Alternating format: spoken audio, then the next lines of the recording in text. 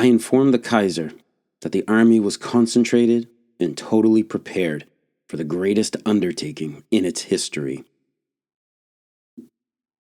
General der Infanterie und Ersten Generalquartiermeister Erich Ludendorff, June 1918.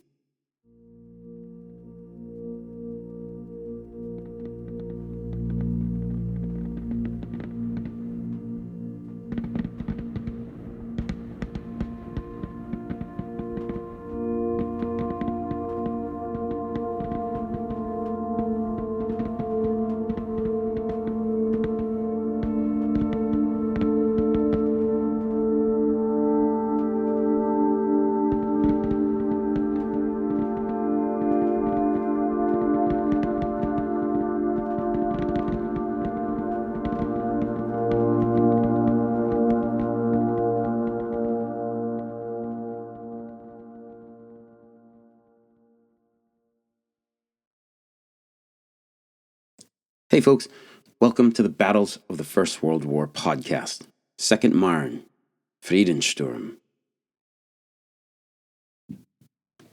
First and foremost, shout out to new Patreon patrons, Philip and Anthony. Thank you so much.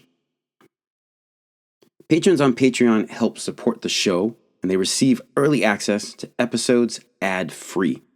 Some episodes won't be released for months, but you can listen right now if you sign up. Patrons also receive access to extra episodes, as well as the opportunity to join the BFWWP Book Club. The book club is where guests and myself get on a Zoom call to discuss a World War I memoir or history we've decided to read together. We typically rotate through the nationalities that took part in the war for the memoirs and have read French, British, German, and American accounts. Recently, we began a great discussion on a more weighty book, Michel Goya's Flesh and Steel During the Great War, the transformation of the French army and the invention of modern warfare. This is a compact but densely packed book full of information, and the conversation was a good one with the group. We've decided to tackle the book again for a part 2 in the fall when we have the next book club meeting. If you're interested, sign up and join the conversation. You can help support the podcast for less than the price of a cappuccino. Links to Patreon are in the show notes. Right now, as of this recording, it's heading towards the end of May, and France and the next tour are just about 5 weeks away. I can't wait to get back over there, and I hope to get some good content for you folks while I'm out doing the tour and exploring the old battlefields this year. All right, let's get back to the front. This episode, we're going to focus on the German plans for the Second Battle of the Marne, which they would call Friedensturm. By mid-June of 1918, the Germans had attacked 4 separate times on the Western Front since March, each time seeking to break through the Allied lines and clinch a decisive victory. They had broken through the lines, but every time the British and the French had been able to restore their battle lines and just contain the German onslaught. The latest attack on the Matz had even seen the French deliver a backhand to the Germans' teeth with a multi-divisional counterattack supported by 165 tanks.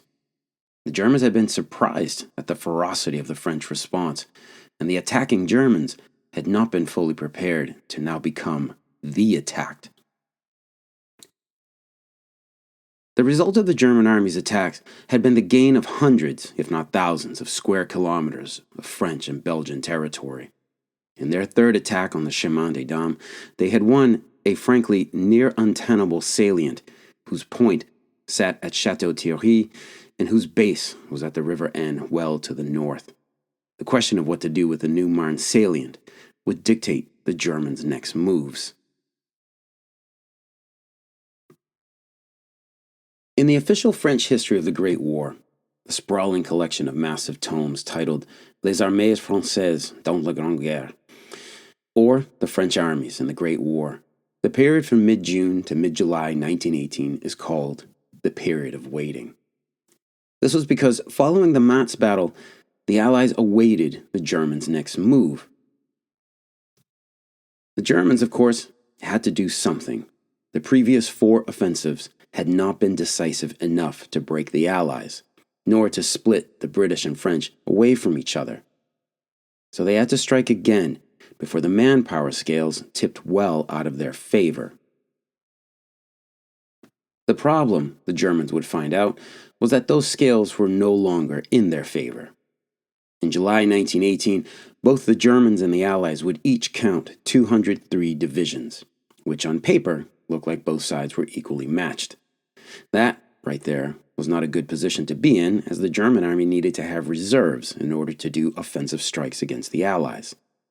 Casualties, the growing flu epidemic, and a trickle of desertions were eating into the ranks of those German divisions.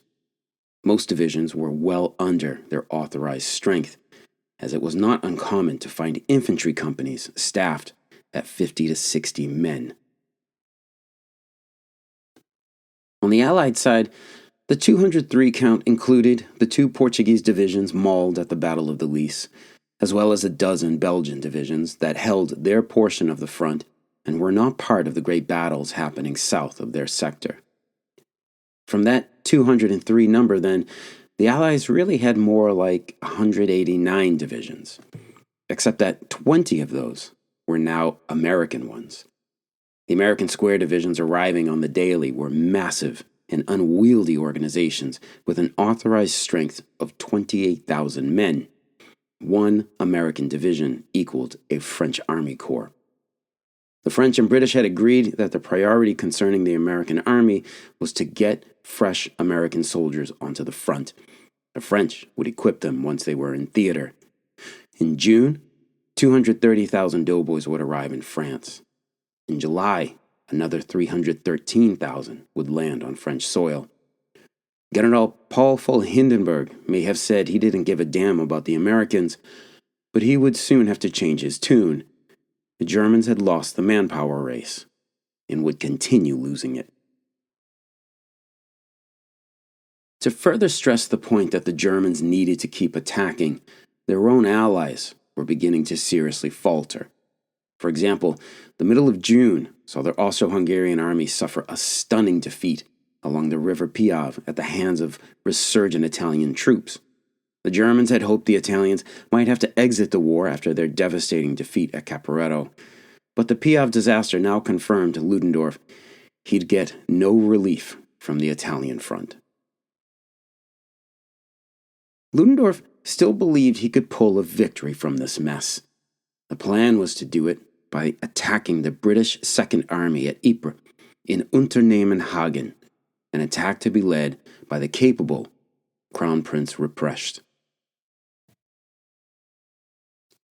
However, there would first have to be a feint, F-E-I-N-T, attack somewhere down south where the French were. The French would be attacked and broken through, and in their panic and necessity would have to draw away their reserves sitting up near Flanders and Picardy to stem the latest German flood. With these Allied reserves pulled away, Ruprecht would then unleash his Hagen attack on the British and separate the 2 allies from each other. Victory would follow, and the British and French would likely seek peace terms either together or on their own. And now, where to attack next? Well, with the Blücher offensive, the way to Paris had been shown as open, or nearly so, and there was the Marne salient now there, and it was an issue. You'll recall that a salient is a bulge into a front line. If your forces are in the salient, they theoretically have the opportunity to break out from 3 directions, as you have the front and the sides of the bulge pushing into enemy lines. The flip side is that you, in the salient, can now also be attacked from 3 sides. The Marne salient was a tough one to hold for a couple of reasons. First, the Frontschwein of the German army, the front pig, the average grunt, was exhausted from months of endless fighting. The Mods had shown that German troops were tired and not on their best game anymore. Combat losses cut deep into unit strength, and the flu was biting away more and more. The second, the Marne salient was hard to supply. The Germans had seized Soissons and its important rail center, but the line ran east-west in a north-south salient. Furthermore, the Soissons rail line ran eastward to Rennes, which was still held by the Allies. There were some smaller rail lines running south into the salient, but they were of limited use as the Germans didn't have full control of them. The Germans also didn't have the level of mechanization that the Allies had. There weren't enough trucks to quickly shuttle supplies into the newly conquered areas. In order to make any new moves, the situation in the Marne had to be made better. To that end, a new local attack would have to have 3 new objectives: Rennes, Epernay, and Châlons-en-Champagne, which during World War I was named Châlons-sur-Marne. Each of these 3 cities were important rail hubs, and if the Germans could take them in a new offensive, it would improve logistics in the Marne sector, as well as setting up a strong jump-off point for further attacks on Paris. Rennes lay to the east of the Marne salient, so the eastern shoulder of the Marne salient could be part of a pincer attack on the ancient French city. Epernay and Châlons-en-Champagne lay to the south. General von Bern's 7th Army held that part of the Marne line, and it would attack in a southeasterly direction. The other pincer would come from the east in Champagne, where the German 1st and 3rd Armies would attack and seek to isolate Rennes from their direction. The 7th, 1st, and 3rd Armies were to meet at Châlons-en-Champagne, by then having captured Epernay and Rennes. Army Group Crown Prince, led by Crown Prince Wilhelm, would oversee what would become a 119-kilometer-wide attack from Château-Thierry to the edge of the Argonne Forest in Champagne. Dr. Michael Nyberg argues in his book, The Second Battle of the Marne, that there were 2 conditions to the Germans succeeding in their next attack.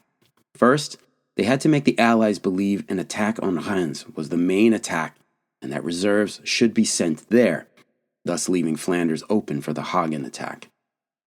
Second, Army Group Kronprinz was going to have to execute this offensive with no reserves or reinforcements. Crown Prince Wilhelm was, if you didn't already know, the Kaiser's eldest and spoiled son. Little Willie was also one lecherous and randy SOB, whose staff frequently had to redirect his gaze from any woman that crossed his field of vision. Despite these character flaws, militarily he had grown into his position as 5th Army Commander during Verdun in 1916, and now Army Group Commander in 1918. With a good staff, he was a decent field commander.